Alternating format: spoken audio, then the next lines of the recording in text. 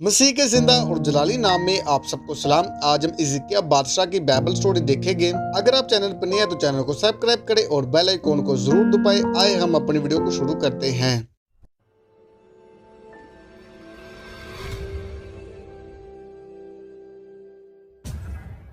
حزقیہ 25 برس کا تھا جب اس نے حکومت کرنا شروع کی اور وہ 29 برس تک یہودا کا حاکم رہا۔ یہ وہ دور تھا اشوار اگرچہ ازوال پذیر تھا ہم ایک عظیم طاقتور شمار ہوتا تھا، اور مصر بھی اگرچہ کمزور تھا لیکن اشوار کا مقابلہ کرنے کے قابل تھا۔ یہودا چونکہ اشوار اور مصر کو جاننے والی درمیانی صحرا پر واقع تھا، لہٰذا اس کی حالت بہت نازک تھی۔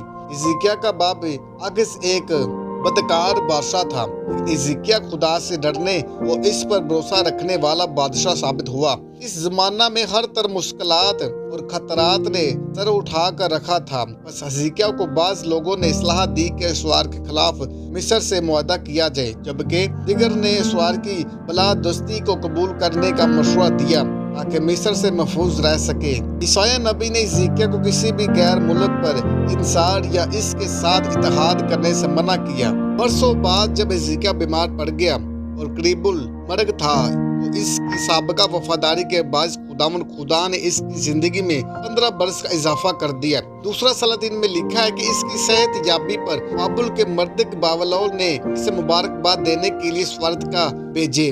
جب حزقیہ بادشاہ نے دیکھا کہ صاحب بابل اس قدر خسامد کر رہا ہے تو بولنا نہ سمایا اور بابلی سفیر کو اپنے خزانے دکھائے۔ بس عیسائیہ نبی نے اس فعل پر جھڑکا۔ مابعد شاہ اشوار نے حزقیہ سے بھاری اخراج مانگ لیا، جس کی ادائیگی کے لیے اسے ہیکل کے ستونوں اور دروازوں پر منڈھا ہوا سونا اتارنا پڑا۔ تھوڑے عرصے کے بعد شاہ اشوار نے یروشلم کو تباہ کرنے کا فیصلہ کیا، لیکن خداوند نے شہر کو بچا لیا اور اپنے فرشتہ کی معرفت ایک ہی رات میں اشواری فوج کے 1,50,000 سپاہی ہلاک کر دیے۔